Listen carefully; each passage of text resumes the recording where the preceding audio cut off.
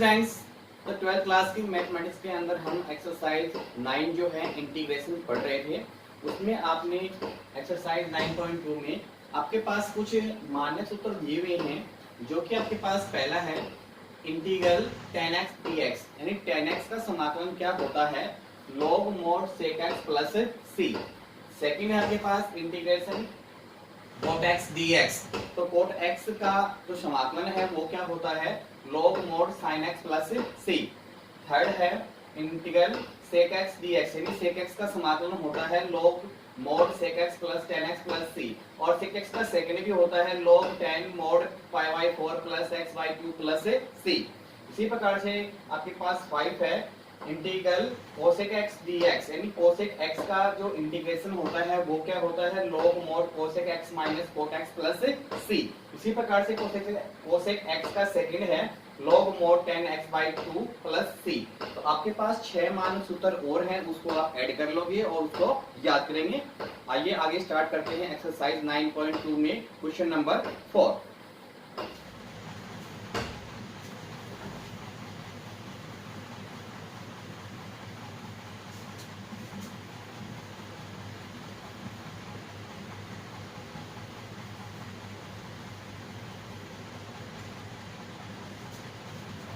Question number 4 है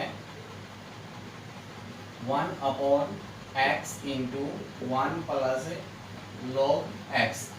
इसका क्या करना है, आपको x के सापेक्ष समाकलन ज्ञात करना है। तो आप सबसे पहले मानते हैं let I equal integral 1 upon x into 1 plus log x into dx। तो यहाँ से आप देख लो, तो आप डायरेक्ट इसका समाकलन नहीं कर सकते, तो आप क्या करते हैं, प्रतिस्थापन के द्वारा इसका समाकलन करते हैं। तो आपने कहा इसमें से किसी एक को मानना है t, जिससे उसका प्रतिस्थापन दिए गए मान के अंदर ही हो जाए। तो 1 प्लस log x को t मानते हैं, तो उसका प्रतिस्थापन 1 अपॉन x के रूप में हो जाता है। तो यहाँ पे मानते हैं again let 1 plus log x equal आपने मान लिया t। दोनों पक्षों का x के सापेक्ष अवकलन करेंगे, 1 का 0 और log x का 1 अपॉन x और t का x के सापेक्ष dt अपॉन dx। इस dx को क्रॉस मल्टीप्लाई कर देंगे तो 1 अपॉन x dx इक्वल क्या हो गया, dt। तो आपने देखा आपके पास i इक्वल क्या प्राप्त हो जाएगा, 1 अपॉन t, और 1 अपॉन x dx का प्रतिस्थापन किसके रूप में हो गया, dt के रूप में।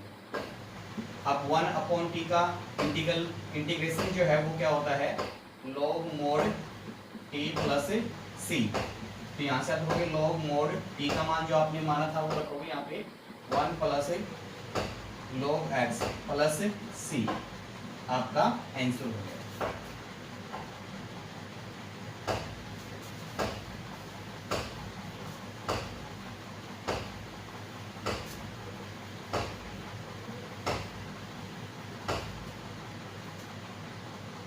फोर में सेकंड है आपके पास 1 प्लस log x का होल स्क्वायर अपॉन x। तो let I equal integral 1 plus log x का whole square upon x dx। वही आप देखो डायरेक्ट आप इसका समाकलन नहीं ज्ञात कर सकते, तो प्रतिस्थापन द्वारा इसका समाकलन ज्ञात करने के लिए आपको 1 प्लस log x को क्या मानना पड़ेगा, t, और 1 अपॉन x dx का क्या हो जाएगा, प्रतिस्थापन हो जाएगा। तो again let 1 plus log x equal t। तो यहाँ से आप देखोगे 1 का 0 हो जाएगा, log x का 1 अपॉन x और t का क्या हो जाएगा, dt अपॉन dx। तो यहाँ से आप देखोगे dx को मल्टीप्लाई करोगे तो 1 अपॉन x से dx इक्वल क्या हो गया, dt। तो यहाँ से आपके पास i इक्वल क्या प्राप्त होगा,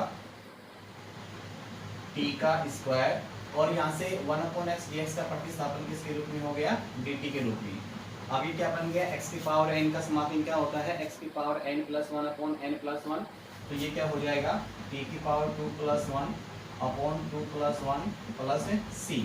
यहाँ से t का मान रखेंगे 1 प्लस log x की पावर 3 अपॉन 3 प्लस c, आपका आंसर।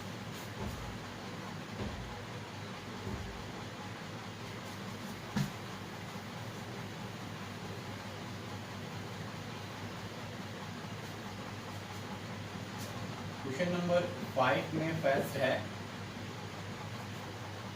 e की power n tan inverse x upon 1 plus x square. तो let I equal integral e की power n into tan inverse x upon 1 plus x square dx। तो यहाँ से अपन दिए गए सवाल का जो है डायरेक्ट समाकलन नहीं कर सकते, तो अपन प्रतिस्थापन के द्वारा देखते हैं किसको मानने से उसका अवकलन करने पर उसका मान विद्यमान होने पर प्रतिस्थापन हो जाएगा। तो आप देखोगे tan इनवर्स x को t मानते हैं तो 1 अपॉन 1 प्लस x स्क्वायर का प्रतिस्थापन हो जाता है। तो आप क्या है tan इनवर्स x को t मान सकते हैं या m tan इनवर्स x को भी t मान सकते हैं। तो अपन मानते हैं यहाँ पे again let m tan inverse x equal आपने मान लिया t। m को आपने कांस्टेंट रखा और tan इनवर्स x का अवकलन होता है 1 अपॉन 1 प्लस x स्क्वायर और t का dt अपॉन dx। तो 1 अपॉन 1 प्लस x स्क्वायर, ये m इसके हर में चला जाएगा तो 1 upon m into dt upon dx। dx को क्रॉस मल्टीप्लाई कर देंगे तो 1 upon 1 plus x square into dx equal 1 upon m dt। तो यहाँ से आप देखोगे आपको क्या प्राप्त होगा I इक्वल e की पावर t और इसका प्रतिस्थापन हो गया इसके रूप में 1 upon m dt। 1 upon constant value अचर राशि है, इसको आप बाहर निकालोगे e की power t dt 1 upon m और e की पावर t का समाकलन e की पावर t प्लस c। यहाँ से अपन क्या है 1 अपॉन m इंटू ई की पावर t का मान रखेंगे जो कि आपके पास m into tan inverse x plus c आपका हो गया आंसर।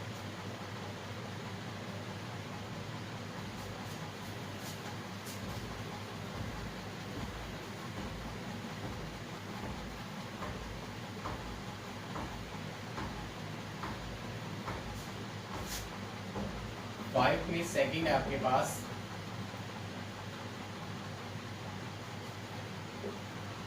साइन की power P x upon cos की power P plus 2x। Let I equal integral sine की power P x upon cos की पावर पी प्लस 2 dx। तो इसको अपन क्या लिख सकते हैं साइन की power P x upon cos की power P into cos square x dx। तो यहाँ पे आप देखोगे पावर जब दोनों का बेस समान होता है तो पावर क्या है जुड़ जाती है। तो आप इस कॉस की power into cos square x, चूंकि आप जानते हो कि ए की पावर n इंटू ए की पावर n इक्वल ए की पावर m प्लस n। तो आपने देखा कि आपके पास ये रूट है cos की पावर m प्लस n है, तो क्या बनेगा ए की पावर m ए की पावर n। तो cos की पावर p और cos स्क्वायर x। ये sin p upon cos p क्या बन जाएगा फिर ये tan p यानी tan की पावर p x और इंटू 1 अपॉन cos स्क्वायर क्या बन जाएगा sec स्क्वायर x dx। अब क्या है डायरेक्ट का समाकलन नहीं कर सकते क्योंकि दोनों का ही समाकलन नहीं होता है डायरेक्ट। तो आप देखोगे यहाँ से आप देखोगे दोनों इंटू के रूप में है तो आप tan x को t मान दो, sec स्क्वायर x के रूप में क्या हो जाता है उसका प्रतिस्थापन हो जाता है। तो आप अगेन लेट tan x बराबर t मान लिया आपने। tan x का डेरिवेटिव क्या होगा sec स्क्वायर x और t का dt अपॉन dx। dx को क्रॉस मल्टीप्लाई कर लोगे तो sec square x dx equal क्या प्राप्त हो गया dt।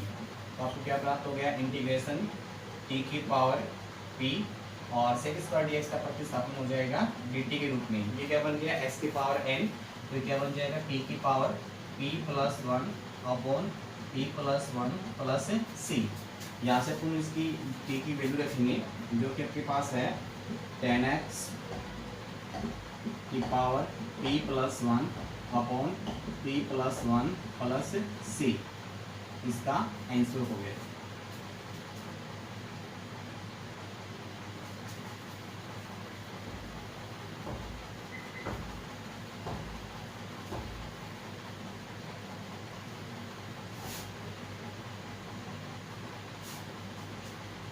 क्वेश्चन नंबर 6 में फर्स्ट है आपके पास 1/√1 प्लस cos 2x। तो यहाँ से अपन मानेंगे let I equal integral 1/√1 plus cos 2x dx। तो पहले इसको सोल्व कर लेते हैं। 1/√1 प्लस cos 2x के आपके पास चार फॉर्मूले होते हैं, cos square x minus sine square x, 1 minus 2 sine square x, 2 cos square x minus 1 और 1 minus cos square x upon 1 plus cos square x। तो आप यहाँ से देखोगे अपने को 1 को यहाँ से हटाना है तो क्या लगेगा, प्लस माइनस का 1 चाहिए है, वो किस में आएगा 2 cos स्क्वायर x माइनस 1, जो कि cos 2x इक्वल क्या होता है 2 cos स्क्वायर x माइनस 1। तो 1 से 1 कैंसिल हो जाएगा, 1/√2 बाहर आ जाएगा, यानी √2 का जो वर्गमूल निकलेगा और cos स्क्वायर x का वर्गमूल कितना हो जाएगा cos x dx। तो 1/√2 समाकलन से बाहर आ जाएगा और 1/cos क्या बन जाएगा आपके पास sec x dx। तो 1/√2 और sec x का समाकलन होता है log mod sec x plus tan x plus c, या log tan mod π/4 plus x/2 plus c भी आपका आंसर हो सकता है।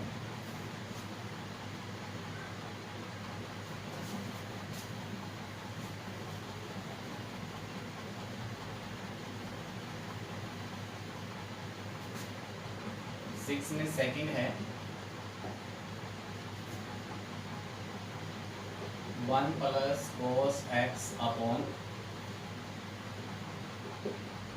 sin x cos x।